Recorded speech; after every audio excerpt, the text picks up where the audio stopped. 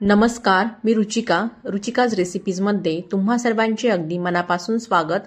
तर आज आपण या ठिकाणी अगदी चटपटीत असे रेस्टॉरंट स्टाईल दम आलू कसे बनवायचे ते बघणार आहोत। कमीत कमी साहित्यात आणि कमीत कमी मसाल्यामध्ये भन्नाट चवीचे असे हे दम आलू आज आपण या ठिकाणी घरच्या घरीच बनवणार आहोत। तर रेसिपी नेहमीप्रमाणे अगदी सोपी आहे। चला तर मग वेळ न घालवता लगेचच रेसिपीला सुरुवात करूया।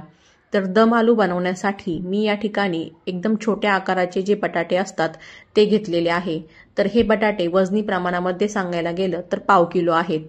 तर दम आलूसाठी शक्यतो बारीक आकाराचे जे बटाटे असतात तेच घ्यायचे आहेत। यांना आपण बेबी पोटॅटो सुद्धा म्हणतो।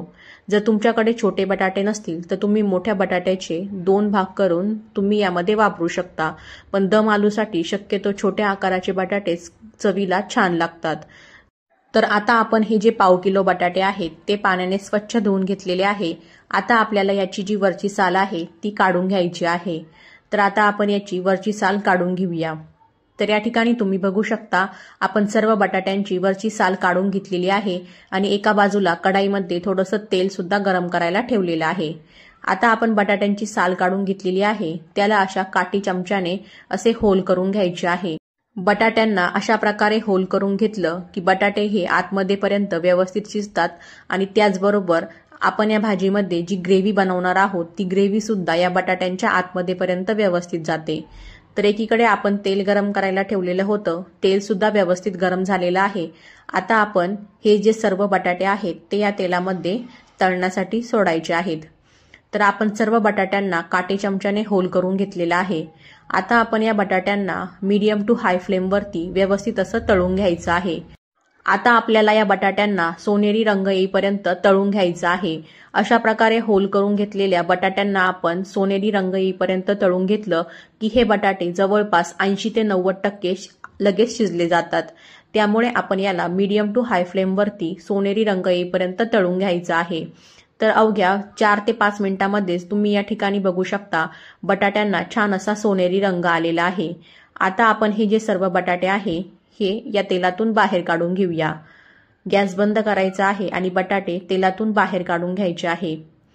या ठिकाणी आपण छोट्या आकाराच्या बटाट्यांचा वापर केलेला आहे आणि त्याचबरोबर हे बटाटे तळून घेतल्यामुळे तर हे अगदी हलके फुलके बनलेले आहेत। तुम्ही याला ज्यावेळेस तळून घेशाल तर तुम्हाला हे बटाटे अगदी छान असे हलके फुलके लागतील। तर या ठिकाणी आपण सर्व बटाटे मीडियम टू हाय फ्लेमवरती सोनेरी रंग येईपर्यंत व्यवस्थित असे तळून घेतलेले आहेत। जवळपास 80 ते 90% बटाटे आपले शिजलेले आहेत। तर भाजीच्या वाटणासाठी इथे आपण 2 मध्यम आकाराचे टोमॅटो, 4 हिरव्या मिरच्या, अर्धा इंच आलं, 5 ते 6 लसणाच्या पाकळ्या आणि 5 ते 6 काजू आपल्याला या ठिकाणी मिक्सरला बारीक वाटून घ्यायचे आहे। तर या ठिकाणी आपण हे मिक्सरला पाणी न घालता वाटून घेतलेले आहे। त्याचबरोबर 2 मध्यम आकाराचे कांदे आपण या ठिकाणी बारीक असे चिरून घेतलेले आहेत। आता आपण ज्या कढाईमध्ये बटाटे तळून घेतलेले होते त्यातलं थोडंसं तेल कमी करून भाजीपुरतं तेल आपण या कढाईमध्ये ठेवलेलं आहे। आता आपल्याला यामध्ये काही खडे मसाले घालायचे आहे।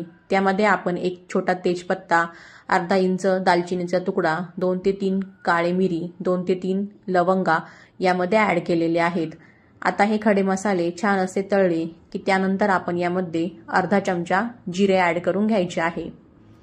जिरे व्यवस्थित फुलले की त्यानंतर आपण यामध्ये पाव चमचा हिंग ऍड करून घेऊया। त्यानंतर आपण जो बारीक चिरून घेतलेला कांदा होता तो आपल्याला यामध्ये ऍड करून घ्यायचा आहे। आता आपल्याला या कांद्याला छान असा सोनेरी रंग येईपर्यंत मीडियम टू हाय फ्लेमवरती परतून घ्यायचा आहे। कांदा आपल्याला मीडियम टू हाय फ्लेमवरतीच परतून घ्यायचा आहे म्हणजे तो व्यवस्थित असा परतला जातो आणि झटपट असा त्याला सोनेरी रंग सुद्धा येतो। तर याला असं एकसारखं हलवत आपण या ठिकाणी हा कांदा आहे तो सोनेरी रंग येईपर्यंत परतून घेऊया। तर 2 ते 3 मिनिटांमध्येच या ठिकाणी कांद्याला छान असा सोनेरी रंग आलेला आहे। आता कांदा व्यवस्थित परतलेला आहे। आता आपण यामध्ये काही पावडर मसाले ऍड करूया। तर सर्वात आधी अर्धा चमचा लाल तिखट यामध्ये ऍड केलेला आहे। त्यानंतर अर्धा चमचा भाजून बारीक केलेली धनेपूड ऍड केलेली आहे। त्यानंतर 1 चमचा आपण यामध्ये गरम मसाला ऍड केलेला आहे।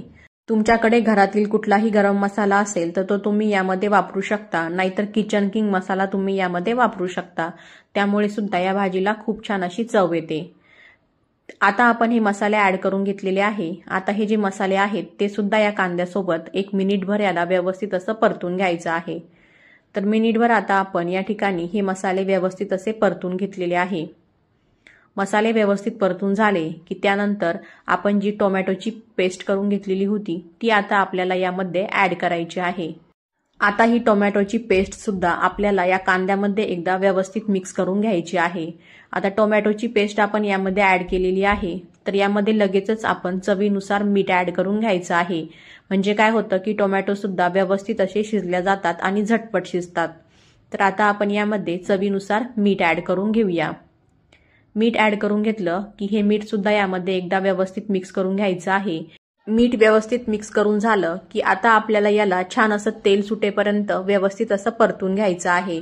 यामुळे काय होतं की मसाले सुद्धा व्यवस्थित परतले जातात आणि आपल्या भाजीला चव सुद्धा अजून छान येते। आता आपण काय करायचं आहे की यावरून एखादं झाकण ठेवून याला 2 ते 3 मिनिटे मीडियम फ्लेमवरती व्यवस्थित असं परतून घ्यायचं आहे। त्यामुळे टोमॅटो व्यवस्थित शिजतात आणि त्याचबरोबर मसाले सुद्धा व्यवस्थित शिजले जातात। तर 2 मिनिटांनंतर आता आपण यावरचं झाकण खोलून बघूया। तुम्ही बघू शकता मसाल्यांना छान असं तेल सुटलेलं आहे आणि टोमॅटो सुद्धा व्यवस्थित शिजले गेलेले आहेत। आता आपण याला एकदा व्यवस्थित मिक्स करून घेऊया।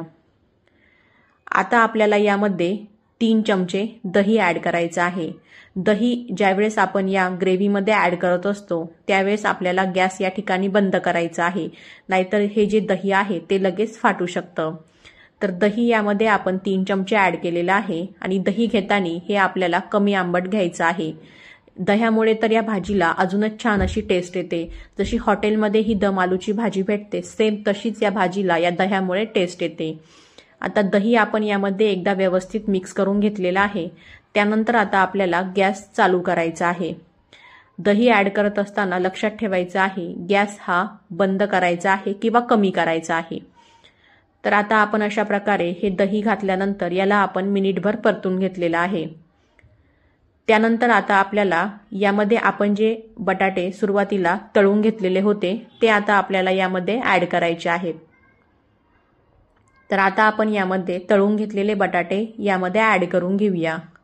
बटाटे यामध्ये ॲड केले की आता आपल्याला याला या मसाल्यासोबत व्यवस्थित मिक्स करून घ्यायचं आहे। बटाटे यामध्ये मिक्स करून झाले की याला आपल्याला हाय फ्लेमवरती 1 ते 2 मिनिटे व्यवस्थित असं परतून घ्यायचं आहे।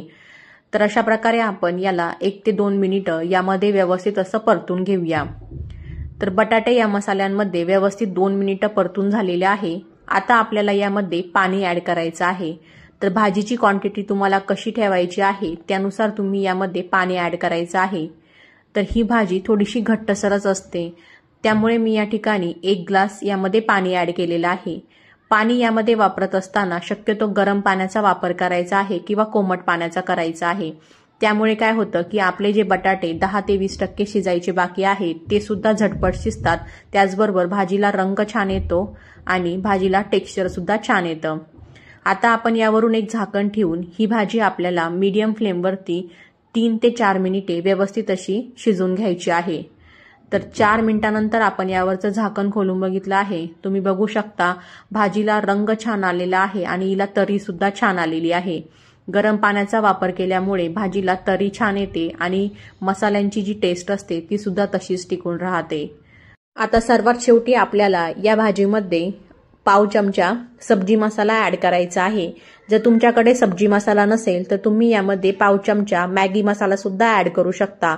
यामुळे या भाजीला खूप छान अशी टेस्ट येते। पण एक गोष्ट लक्षात घ्यायची आहे की सब्जी मसाला किंवा मॅगी मसाला तुम्ही भाजी व्यवस्थित शिजली की त्यानंतरच यामध्ये ॲड करायचा आहे, त्यामुळे या भाजीला अजून छान अशी टेस्ट येते। आता आपण यामध्ये पाव चमचा कसुरी मेथी हातावरती क्रश करून यामध्ये ॲड करून घेऊया। कसुरी मेथी ॲड करून झाली की आता आपल्याला यावरून सर्वात शेवटी थोडीशी बारीक चिरलेली कोथिंबीर ॲड करायची आहे। आता हे सर्व एकदा या भाजीमध्ये व्यवस्थित मिक्स करून घेऊया आणि अजून 2 ते 3 मिनिटे लो फ्लेमवरती ही भाजी व्यवस्थित अशी शिजून घेऊया। तर 2 मिनिटं आपण या ठिकाणी ही भाजी व्यवस्थित लो फ्लेमवरती शिजून घेतलेली आहे। आता आपल्याला सर्वात शेवटी यामध्ये बटाटे व्यवस्थित शिजले की नाही ते चेक करून घ्यायचं आहे। तर या ठिकाणी आता आपण बघू शकता हे बटाटे या ठिकाणी व्यवस्थित असे शिजलेले आहेत। सुरुवातीला आपण हे बटाटे तळून घेतल्यामुळे हे बटाटे 80 ते 90% शिजलेले होते आणि बाकीचे जे 10 ते 20% राहिलेले होते ते आपण यांना मसाल्यांसोबत व्यवस्थित असं शिजून घेतलेलं आहे। तर या ठिकाणी आपली चटपटीत चवीची रेस्टॉरंट स्टाईल कमीत कमी साहित्यात आणि कमीत कमी मसाले वापरून या ठिकाणी आपण ही दम आलूची भाजी घरच्या घरीच बनवलेली आहे। तुम्ही बघू शकता हिला रंग, टेक्स्चर अगदी छान आलेला आहे आणि चवीला तर ही भाजी अगदी भन्नाट झालेली आहे। तुम्ही सुद्धा माझ्या या रेसिपीने ही दम आलूची भाजी एकदा नक्की ट्राय करून बघा। रेसिपी आवडलेली असेल तर व्हिडिओला लाईक करा आणि जास्तीत जास्त शेअर करा। अशाच नवनवीन रेसिपीजसाठी अजूनपर्यंत रुचिकाज रेसिपीजला सबस्क्राईब केलेलं नसेल तर प्लीज माझ्या या चॅनलला लवकरात लवकर सबस्क्राईब करा, म्हणजे माझ्या पुढील व्हिडिओच्या नोटिफिकेशन्स तुम्हाला लगेच मिळत राहतील। अशाच नवनवीन व पारंपरिक रेसिपीज सोबत पुन्हा लवकर भेटू। तोपर्यंत बाय, टेक केअर, थँक्यू।